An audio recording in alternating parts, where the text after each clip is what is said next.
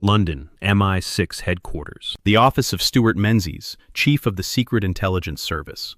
Menzies sat behind his desk, reviewing a proposal that had been months in development. British intelligence had a problem. Soviet spies were everywhere, penetrating the Foreign Office, stealing diplomatic cables, running networks inside government ministries. The alliance with Stalin during the war had required looking the other way when Soviet intelligence operated on British soil. But the war was ending. Germany was collapsing. The alliance was fracturing.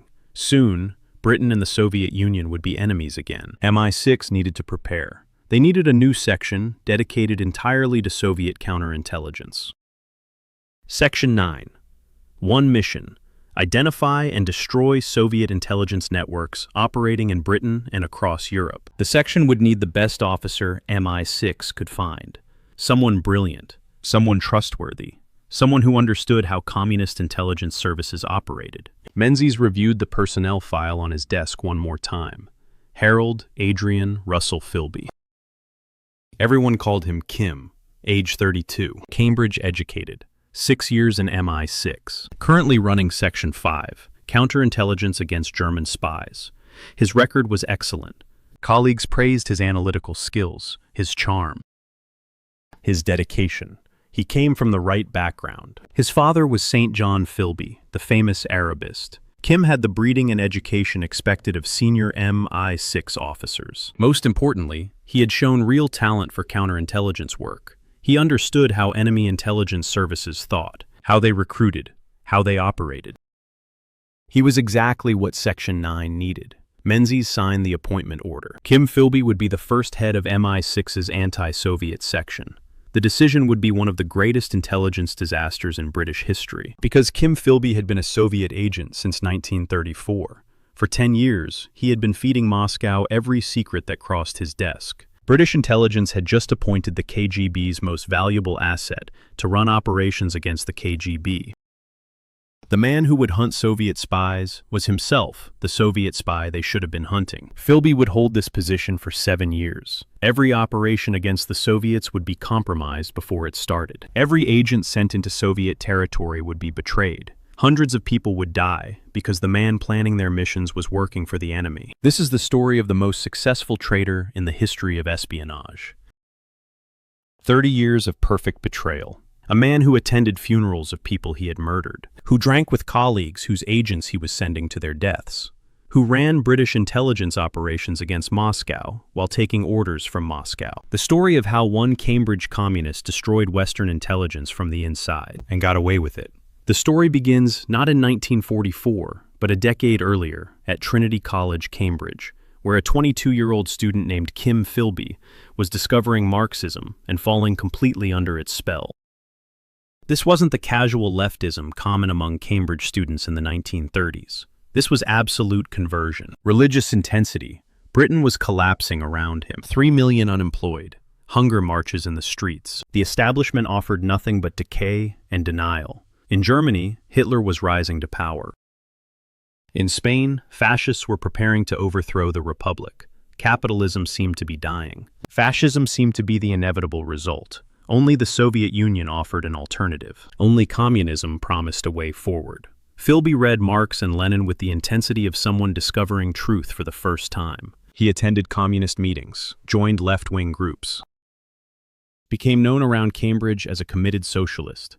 His father was horrified. St. John Philby had built a career serving the British Empire in Arabia. His son was embracing the ideology dedicated to destroying that empire. But young Kim didn't care about his father's disapproval. He had found his cause. Then in 1934, a man approached him. Arnold Deutsch, Austrian academic, communist, and secretly, Soviet intelligence officer operating in London. Deutsch had been watching Philby. The young man had the right ideology, the right background, the right personality. Deutsch made his pitch in careful stages. First, conversations about politics and philosophy. Then, suggestions that the communist cause needed help from people like Philby, people with the right class background to penetrate the British establishment. Finally, the direct recruitment. Would Philby be willing to work for Soviet intelligence? Not as a short-term agent, as a long-term penetration. Someone who would burrow into British government, provide intelligence for decades. It would require abandoning his public communist activities, building a false persona, lying to everyone, for years, maybe forever. Philby agreed without hesitation. He would spy for the Soviet Union. He would dedicate his life to the cause. Whatever Moscow needed, he would provide. The transformation began immediately. Philby cut ties with communist organizations, stopped attending left-wing meetings, started associating with conservative groups. He joined the Anglo-German Fellowship, a pro-Nazi organization that advocated friendship with Hitler. The complete reversal shocked his Cambridge friends. Some thought he had betrayed his principles. Others assumed he was having a mental breakdown. Nobody guessed the truth. He was building cover. In 1936, Philby went to Spain to cover the Civil War as a journalist. But instead of reporting from the Republican side as his politics suggested, he embedded with Franco's fascist forces. He wrote articles praising Franco, built credentials as a right-wing correspondent, became friends with fascist officers and conservative journalists. The psychological discipline this required was extraordinary. Philby had to pretend to believe things he despised, associate with fascists whose politics made him sick, suppress his real convictions completely. He managed it through compartmentalization and alcohol. The drinking started in Spain and never stopped. It was how he handled the stress of his double life, how he numbed the contradiction between his public performance and private beliefs. For 4 years, Philby built his false identity. Right-wing journalist, establishment figure, exactly the kind of person British intelligence recruited. In 1940, his preparation paid off. World War II was expanding British intelligence desperately. They needed officers. Philby's journalism background made him attractive. His apparent conservative politics made him trustworthy. He was recruited into SOE, the Special Operations Executive. Then in 1941, he transferred to MI6 proper. He was inside. Everything Soviet intelligence had been planning. Everything Philby had been working toward. He had penetrated British intelligence. Now the real betrayal could begin. Philby's first posting was Section 5, handling counterintelligence against German spies. This wasn't immediately useful to his Soviet handlers, because Britain and the Soviet Union were allies fighting Germany. But Philby used the position to demonstrate competence, build relationships, establish himself as reliable and talented. His colleagues found him charming, capable, a good drinker who fit the MI6 culture perfectly. Nobody suspected anything. The drinking seemed like normal MI6 behavior. The charm seemed genuine. The dedication to the work seemed real. It was all performance, perfect performance. In 1944 came the promotion that would define his career and cause catastrophic damage to British intelligence. Stuart Menzies called him into his office and offered him command of the new Section 9. Philby kept his face carefully neutral. Excited, but not too excited. "I'm honored, sir," he said. That night he met his KGB handler in Regent's Park. They walked in darkness, speaking quietly. "They've made me head of the Soviet section," Philby said. The handler stopped walking, stared at him. "You're serious?" Philby nodded. "I start Monday." The handler couldn't speak for a moment. When he did, his voice was shaking. "This is the greatest achievement in the history of Soviet intelligence." It was. British intelligence had put the KGB's man in charge of hunting the KGB. Every secret about British operations against the Soviet Union would now flow directly to Moscow. Every plan would be compromised. Every agent would be identified. It was perfect. Absolute, total penetration. Monday morning, Philby sat at his new desk in the Section 9 offices. His secretary brought him files, current operations against Soviet intelligence, agents operating in Soviet territory, recruitment attempts against Soviet officials, plans for future operations. Philby read everything carefully, took notes. That evening, he photographed the most sensitive documents, encoded a report, passed it to his handler. Within a week, Moscow had a complete picture of British intelligence operations against the USSR. The KGB immediately began preparing countermeasures. Agents Philby identified would be watched. Recruitment targets would be warned. Operations would be allowed to continue just long enough to seem plausible, then shut down. The damage was immediate and systematic. British agents in Soviet territory started disappearing. Operations failed for inexplicable reasons. Recruitment attempts against Soviet officials were rebuffed before the approach was even made. MI6 officers couldn't understand it. Soviet counterintelligence seemed impossibly good. They seemed to know everything British intelligence was planning. One morning, an officer ran into Philby's office, out of breath, upset. "We've lost contact with Symphony." Symphony was an MI6 agent operating in Kiev, providing political intelligence. He'd been in place for 6 months. Philby looked appropriately concerned. When? 3 days ago. Missed his scheduled transmission. No emergency signal. Any indication of compromise? Nothing. He just vanished. Philby shook his head sadly. The Soviets are getting better at counterintelligence. We may need to reassess our operational security. The officer agreed. They discussed new procedures, more careful vetting, better tradecraft. All useless. Because the problem wasn't operational security. The problem was sitting behind the desk running the meeting. Philby had given Moscow Symphony's identity, cover, and contact schedule 2 months earlier.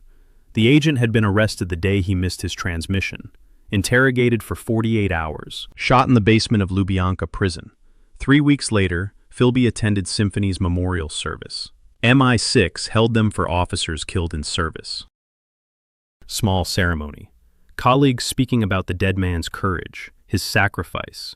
Philby stood with other mourners, head bowed, face solemn. That evening he went to his club, drank whiskey with the same colleagues who had been at the memorial. Terrible about Symphony, someone said. Absolutely terrible, Philby agreed. He was a good man. He ordered another whiskey. Felt nothing. The pattern repeated itself dozens of times over the next 7 years. Philby would learn about an operation, photograph the files, pass information to his handlers. The operation would fail. Agents would disappear. Philby would express concern, suggest the Soviets were getting better at counterintelligence, attend memorial services, drink with grieving colleagues, and feel nothing at all. The psychological compartmentalization required for this was extraordinary. Most people couldn't maintain such a complete separation between public performance and private reality. But Philby managed it through ideology and alcohol. The ideology told him the agents weren't really people. They were class enemies, casualties in the great historical struggle. Their deaths were no different morally from soldiers dying in war. The alcohol numbed whatever human empathy might break through the ideological armor. He drank heavily, constantly. It was how everyone knew him, charming drunk. Brilliant but dissolute. His colleagues made jokes about his drinking, worried about his health. Never suspected the real reason he was consuming so much alcohol. He wasn't drinking for pleasure.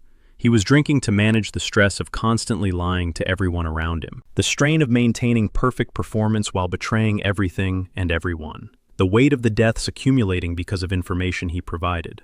The alcohol made it bearable, just barely. But it worked. The performance never cracked.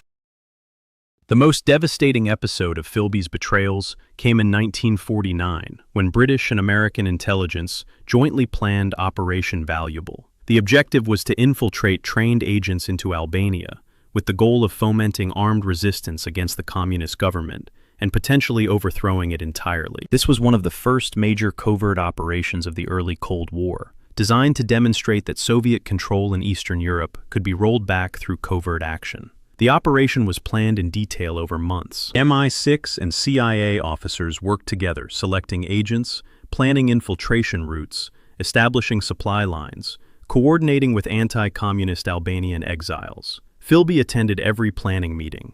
He was head of MI6's Soviet section. Albania was a Soviet satellite. Therefore, Albanian operations fell under his purview. He took detailed notes at every meeting.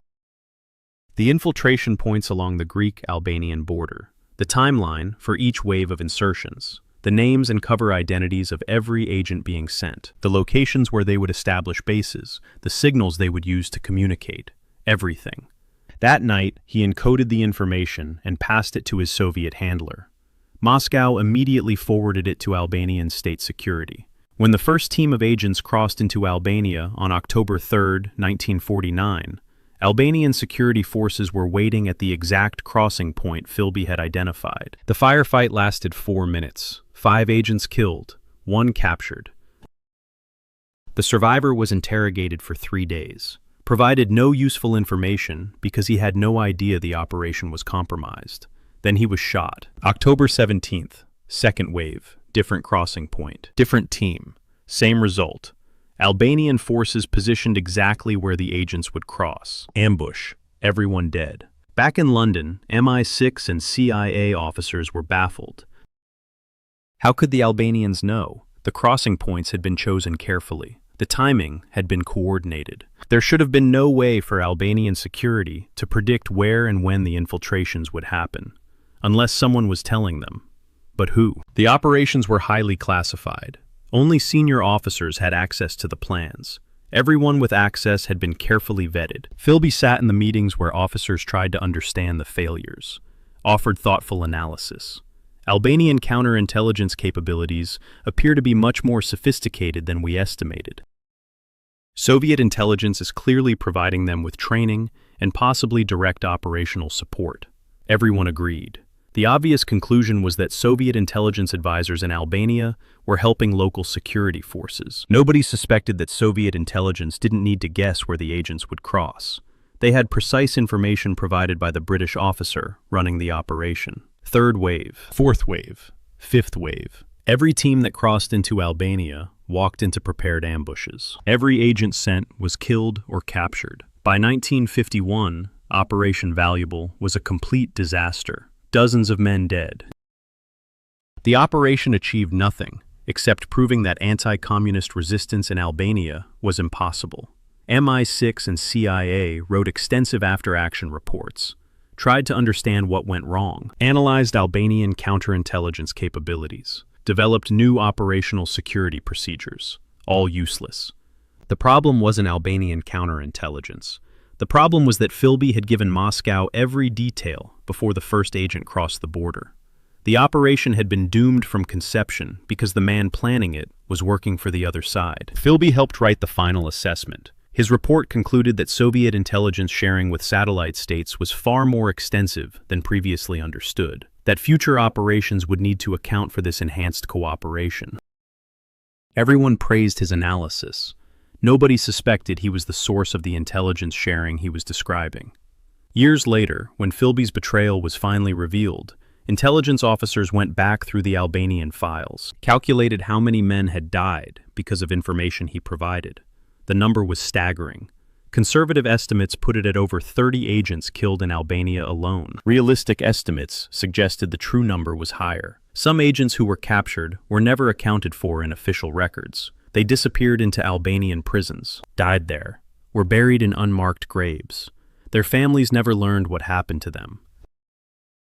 All because Philby attended planning meetings, took notes, and passed those notes to Moscow.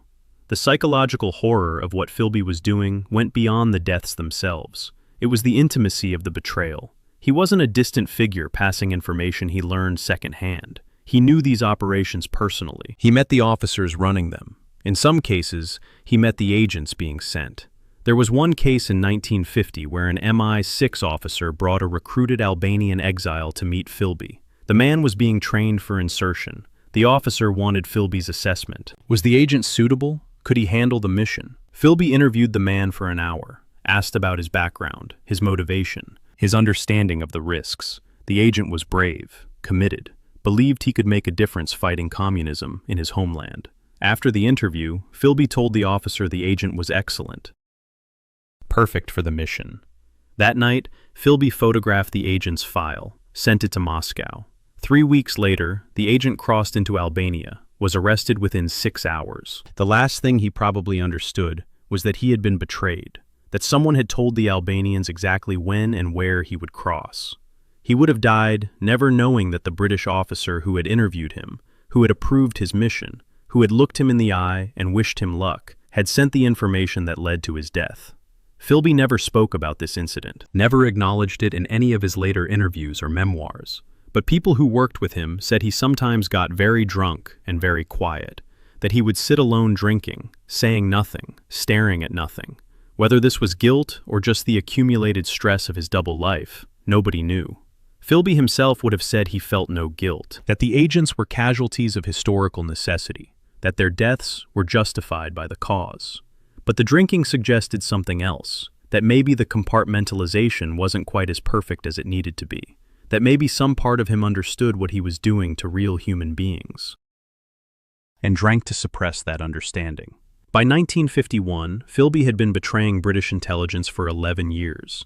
He had sent dozens of agents to their deaths, compromised hundreds of operations, done damage that would take decades to fully assess, and nobody suspected him. His performance was perfect. His cover was absolute. Then, in May 1951, everything started to unravel. Two Soviet agents, Guy Burgess and Donald MacLean, defected to Moscow. Both had been at Cambridge with Philby in the 1930s. Both had been recruited by Soviet intelligence around the same time. British intelligence knew they were spies. They were planning to arrest MacLean. Someone tipped him off. He and Burgess fled to Moscow before they could be detained. American intelligence immediately suspected Philby. The coincidence was too strong. Burgess and MacLean were Cambridge communists from the 1930s. Philby was a Cambridge communist from the 1930s. Burgess had been living in Philby's house in Washington when the defection happened. It couldn't be coincidence. Philby had to be involved. Probably had warned them, might himself be a Soviet agent. The Americans demanded he be investigated. The British were more reluctant. Philby was one of their own, senior officer, good family. The idea that he could be a traitor was almost incomprehensible to the MI6 establishment, but they couldn't ignore American pressure. Philby was recalled to London, subjected to weeks of interrogation. Did you know Burgess and MacLean were Soviet agents? No. Did you warn them they were about to be arrested? No. Are you now, or have you ever been a Soviet agent? No. The interrogators believed he was lying. The Americans certainly believed it, but there was no proof, no documents, no witnesses, no intercepted communications, just suspicion and circumstantial connections. The case came down to judgment. The Americans insisted he was guilty, wanted him prosecuted. The British were less certain, but they recognized his usefulness to MI6 was finished, regardless of whether he was actually a spy. In 1951, Philby was forced to resign. No charges, no prosecution, just quiet removal from the service. For Soviet intelligence, this was disaster. Their most valuable agent had been burned. His access to British secrets was gone. But for Philby personally, it was almost worse.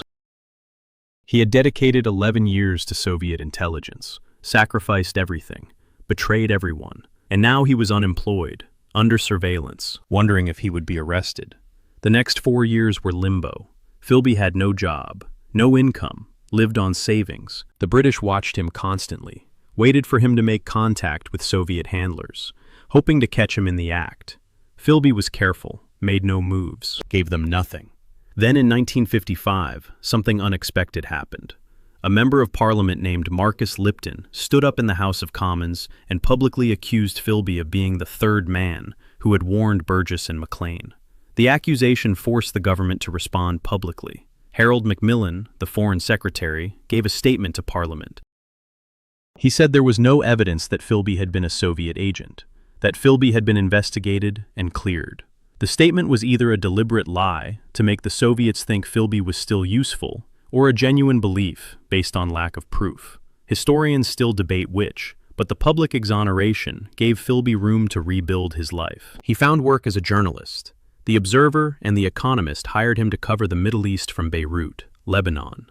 Philby moved to Beirut in 1956. The city was perfect for him. Cosmopolitan, loose. Heavy drinking was normal. He fit right in, and within months, he had re-established contact with Soviet intelligence. He was no longer inside MI6, but he could still provide intelligence based on his journalism, contacts with diplomats, observations about political developments, information about Western intelligence activities in the region. He wasn't as valuable as when he had access to classified files. But he was still an asset. Moscow gave him a new handler, established new procedures, kept him active. For the next 7 years, Philby lived in Beirut as a journalist while continuing to spy for the Soviets. His drinking got worse. His personal life was chaotic. Divorce, remarriage, financial problems. But he maintained his cover. And MI6, despite clearing him publicly, never stopped investigating. New defectors provided new information. Pieces of the puzzle accumulated. By 1962, the evidence was overwhelming. Philby was guilty. Everyone in British intelligence knew it. The Americans had always known it. The question was, what to do about it? Arresting him would require a trial. A trial would require revealing classified information, about operations and sources. It would be a public embarrassment, an admission that MI6 had been penetrated for over a decade. Better to confront him privately, get a confession, use it to assess the damage, then decide how to proceed. December 1962. British intelligence sent Nicholas Elliott to Beirut to interrogate Philby. The choice of Elliott was deliberate. He was one of Philby's oldest friends from MI6. They had worked together for years. Their families were close. Elliott's children called Philby Uncle Kim. British intelligence hoped that Philby might confess to a friend when he wouldn't confess to a formal interrogator. Elliott arrived in Beirut and contacted Philby, suggested they meet for a drink. Philby agreed, suspected what was coming, but went anyway. They met at Elliott's hotel. Elliott poured 2 whiskeys, handed one to Philby, sat down across from him. "We know, Kim." Silence. Philby sipped his whiskey, said nothing. "Everything. Burgess, McLean, Albania, the operations you compromised, the agents who died." Elliott's voice was steady, but his hands were shaking. "We have you." He pulled out a folder. Evidence collected over 11 years. Statements from defectors who had worked with Philby's handlers. Analysis of failed operations that matched Philby's access to information. Statistical impossibilities that could only be explained by deliberate betrayal. "This is over," Elliott said. "The only question is how it ends." Philby looked at his oldest friend, the man whose children he'd bought Christmas presents for, the man he'd betrayed as thoroughly as everyone else. "What are you offering?" Elliott explained. "Full confession. Details about his recruitment, his activities, his Soviet contacts. In exchange, immunity from prosecution." Philby would never face trial, never go to prison, but he would have to tell everything. Help MI6 understand the full extent of the damage. Identify other Soviet agents still operating. "You have 48 hours, Elliott said. Over the next 2 days, Philby met with Elliott several more times. He admitted some things, acknowledged helping Burgess and McLean, confirmed he had been in contact with Soviet intelligence. But he never made a full confession, never agreed to identify other agents, never provided the comprehensive damage assessment Elliott wanted. He was stalling, buying time, hoping for extraction. On January 10, 1963, Elliott returned to London. His report to MI6 was clear. Philby was guilty, had admitted enough to confirm it, but hadn't confessed enough to justify immediate arrest. The evidence, while overwhelming circumstantially, still wasn't sufficient for prosecution without revealing classified sources. MI6 debated, arrest him now with weak evidence, wait for more, try again to get a full confession. While they debated, Moscow acted. January 23, 1963, evening, Beirut. Philby sat in the Kit Kat Club, a waterfront bar he frequented. He was on his 4th whiskey, watching the door, waiting. He knew Elliott had reported back to London, knew MI6 was deciding his fate. Arrest was probably coming, unless Moscow extracted him first. The bar door opened. A man walked in, looked around, made eye contact with Philby, nodded once. Philby stood, left money on the bar without waiting for change, walked out, followed the man through dark streets to the harbor. A small boat was waiting. Philby climbed in without speaking. The boat moved away from shore, headed to a Soviet freighter, anchored in international waters. Philby sat in the boat, watching Beirut recede, the city where he'd spent 7 years, the life he was leaving. He felt nothing. No regret, no fear, just emptiness. By midnight, he was aboard the freighter. By morning, the ship was in international waters. By the next evening, MI6 discovered he was gone. Elliott was informed, immediately understood, called London. Philby's disappeared. When? Sometime last night. Missed scheduled meetings. Not at his apartment. Not at any of his usual places. Moscow? Has to be. There was silence on the line. Then, God damn it. For months, British intelligence couldn't confirm where Philby had gone. The Soviets made no announcement.